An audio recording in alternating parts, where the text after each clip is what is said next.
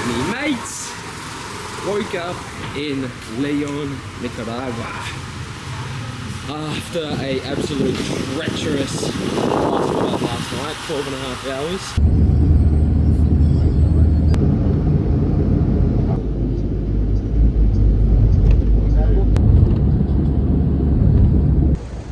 Dude, I've caught one chicken bass and that was fucked.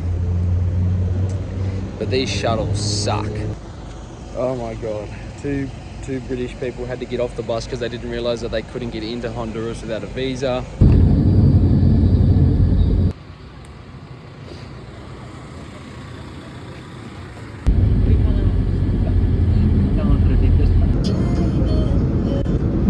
Time for a debrief. That was the craziest bus ride I've ever had in my life. And if you know me, there's not many things that are too wild or too crazy for me, but that was fucked up. Excuse the language. Mate, 12 hours, 3 countries. This dude was swerving in and out of traffic like nothing I've ever experienced in my life. You know when you try to take over someone and you can see another car coming, so you swerve back into your lane? Nah, just straight up the middle. So we have 3 cars, I swear to God, passing each other on the same 2-lane road. This happened 10 times. The borders between, so we went from El Salvador into Honduras, now Nicaragua. Crazy. One poor guy got to the Honduras side of the border and they turned him away because he didn't have the right stamp from Guatemala. So he has to now go all the way back to Guatemala.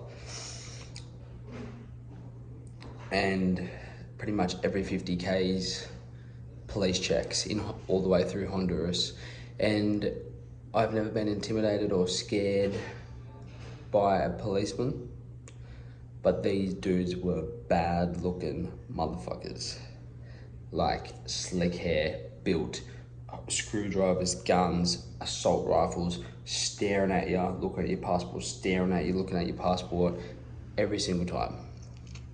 I don't know if it's just that trip or today or what it was, but I'm normally pretty comfortable in uncomfortable situations and I'm normally pretty calm, but I felt angst for a good 4 hours straight.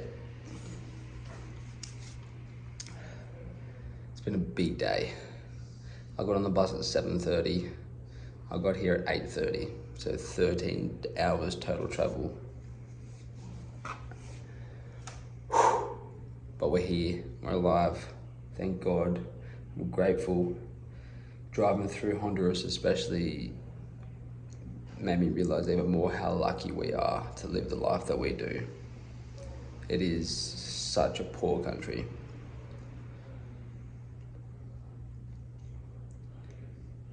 And like I'm here whinging about a bad bus ride.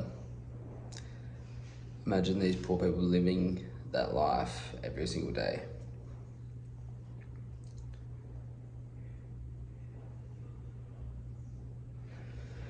Very blessed, very, very blessed and grateful to live the life that I do, to have the family, to have the friends that I do. Yeah. I'm so happy to see civilization and some sunlight. Now I know that little clip may seem like I'm exaggerating, but I'm saying, mate, this bus ride, you know, when you go and touch your back and scream as if you're really hitting someone. Me personally, done that 10 times on this trip. No exaggeration whatsoever. But we're in Leon today. We're about to go do a bit of a walking tour around the city, try to learn a bit about the city and what it's about. So bring you along for the ride.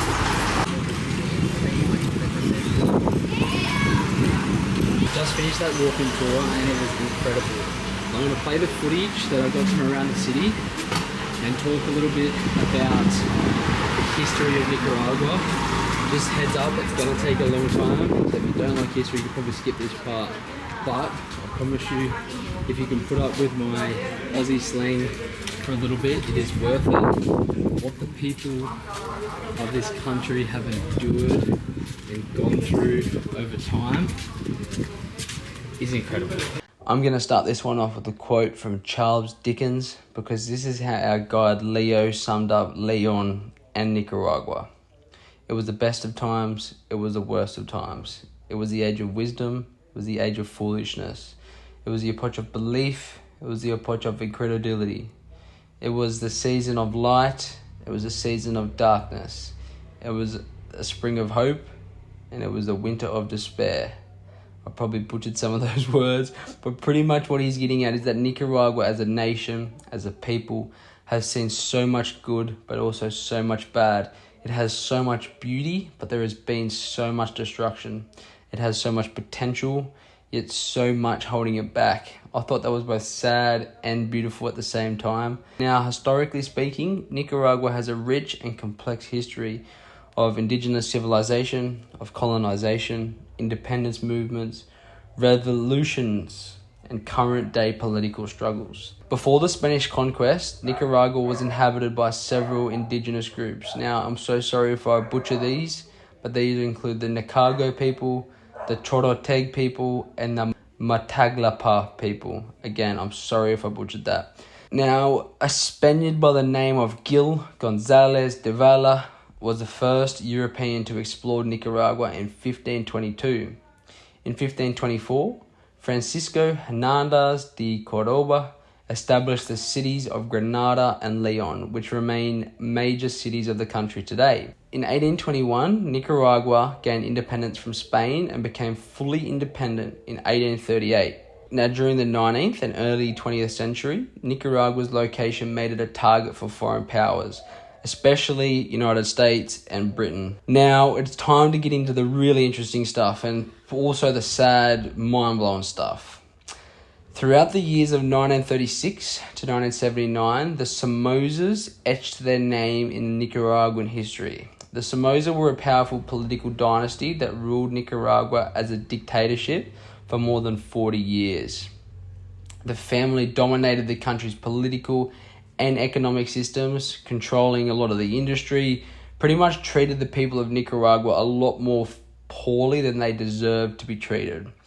Now, this so-called dynasty was fueled by corruption, repression, and surprisingly support from the USA.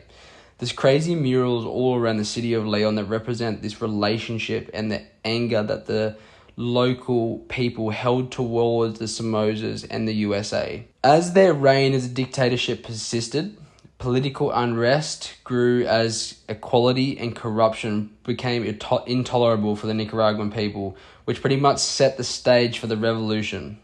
This is where the rise of the Sandinistas come into play. Now, the Sandinistas, or the Sandinista National Liberation Front, in proper terms, were formed in 1961. The Sandinistas were started by a group of Marxist revolutionary young guys inspired by the Cuban Revolution. This was basically the socialist side opposing the corrupt Somoza government. They were trying to overthrow the Somoza regime and establish a socialist movement. Throughout the 1960s and 1970s, the Sandinistas pretty much went to war against the Somozas through guerrilla warfare, which was compulsory for kids as young as 14 to come in and fight in this war. Now, the Sandinistas were assisted by both Cuba and, surprisingly enough, the Soviet Union.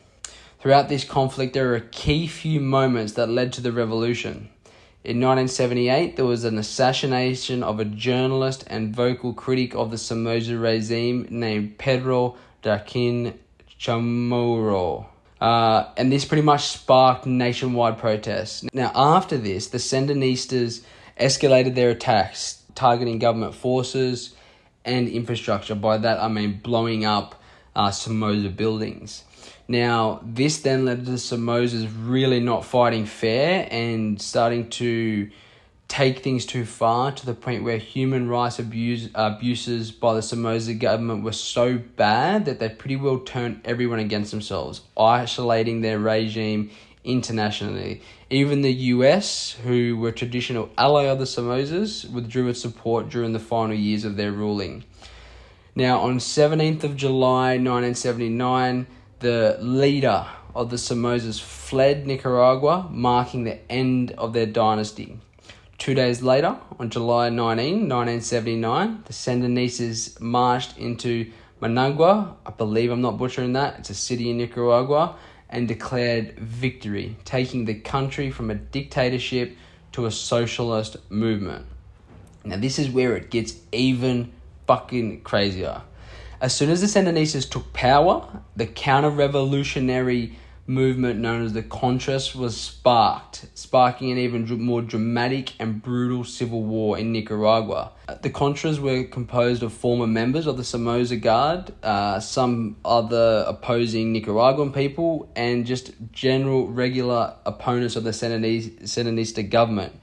Now what's crazy is that under the presidency of Ronald Reagan and George W. Bush of the United States, they supported the Contras through funding, through training, through weapons, because they really wanted this corrupt, communist, so to speak, government in power, because it helped them with their capitalism.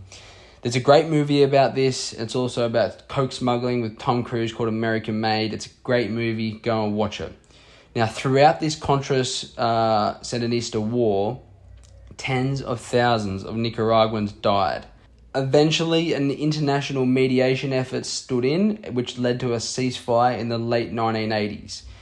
In 1990, a peace agreement was reached and democratic elections were held, which brought Violeta Chamorro to power and officially ended the war, taking Nicaragua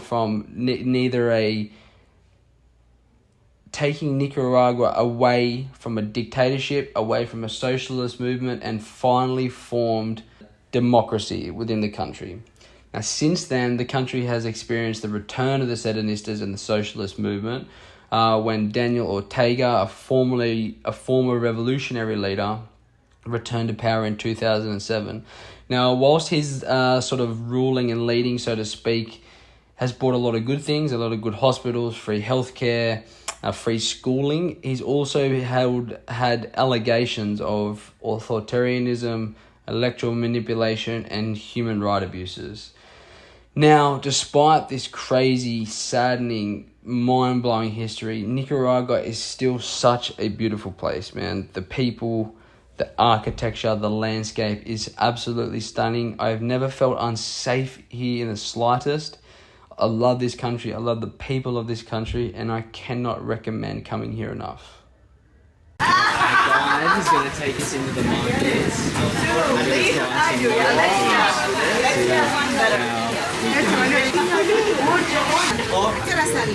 It's like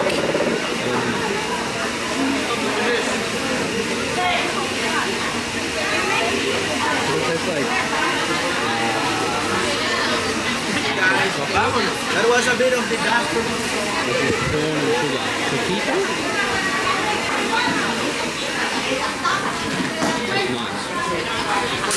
It's like a sweet, crisp.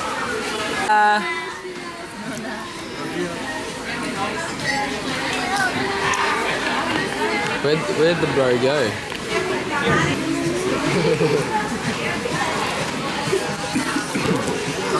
We have here níspero. A tropical fruit you can find from Mexico to Colombia. Níspero.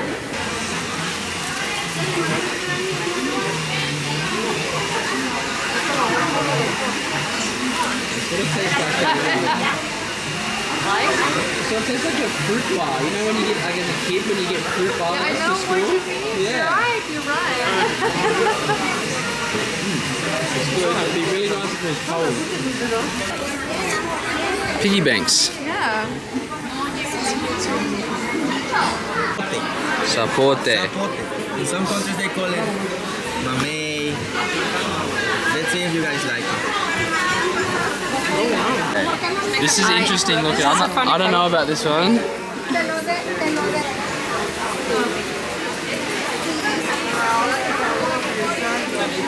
Flavor's really good. Similar to like it's like a sweeter, more powerful flavor. That's actually really good. That would be so nice if it was like cold, if it was in the fridge. That would be unreal. It's like if rockmelon and avocado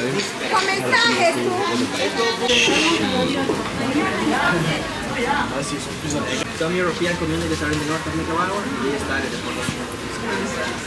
Close to Somoto or where? Which part? Close to Somoto? I call this Nica cheesecake. And perre reque, I call this cornbread. See. Guys, some tourists do not like it.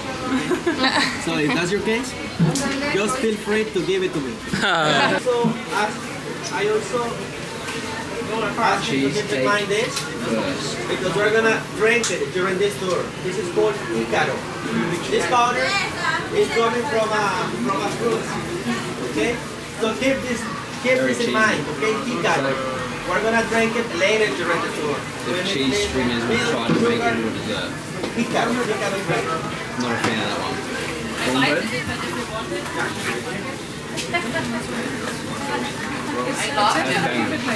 Cheese?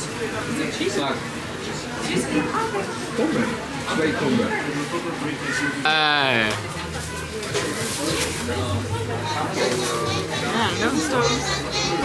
Is that an avocado? Holy shit! It's the biggest avocado I've ever seen. Garlic and achote. Achote? Is a kind of Nicaraguan spice. Okay. I think the English word for it is anato. Anato. It's a red paste similar to paprika, but Okay. Okay. Jerry said this is gonna be like a Dorito.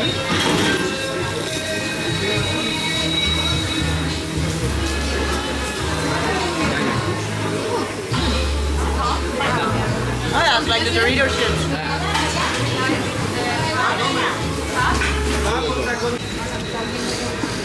Oh, it smells so good. Oh, this looks so good, dude. Me da porfa. Street dried food, which we can see everywhere in Nicaragua. A tortilla filled with chicken and pancake. This is more vegetarian. I think there are some vegetarian. Cheese pancake with cheese. And you can try. Get it. It's a vegetarian, this one. 100% sure.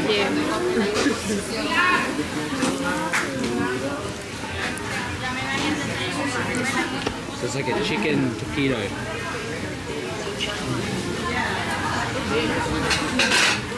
That was never He's not. getting fat. Yeah. You won't know him when he's coming back. You recognize him, I mean. Yeah, that was never not gonna be good. What is it again? Pinot what? Pinot Lino. This is Icaro. I know. Olive powder. Olive powder, the great powder that has to in mind. Yeah, see. That one is coming from a fruit. We take the seeds out of the fruit.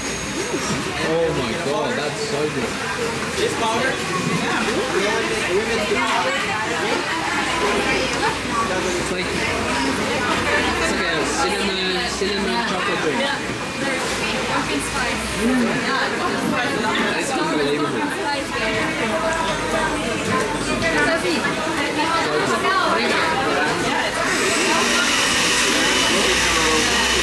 That's up there with mine. That's big one for me. Hola, mi amigos. We've done the history, we've done the food. Now it's time for the adventure. It's time for some stunts. Today we are doing what Leon in this area of Nicaragua is the most famous for. We're gonna go volcano boarding down Volcano Cerro Negro. Let's jump the bus, go do some fun shit.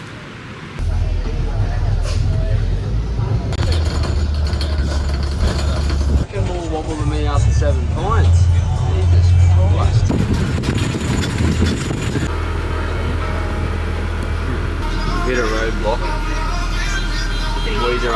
bricks and are absolutely refusing to move. The Mexican standoff. This fella back here, he's not happy. Dramas. It's time to put the white in white people shit. We're about to hike up that volcano and ride down on the snowboard. Yep.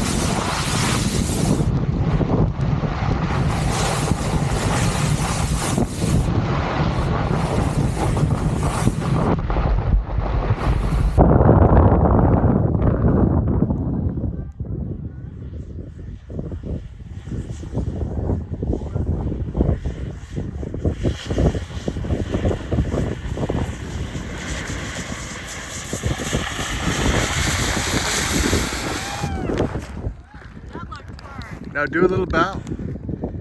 Just do a little bow. There we go. Woo! Back in Leon, that was fun, but a lot harder than I thought it was going to be. I was trying to carve like a snowboard, but that just wasn't working. By the end of it, I figured out just pin it and go straight. Then again, I'm the idiot that thought riding down a volcano was going to be the same as snowboarding down a ski hill, but still sick nonetheless. This is probably a perfect time to wrap this one up. Tomorrow we're off on another adventure. See you then.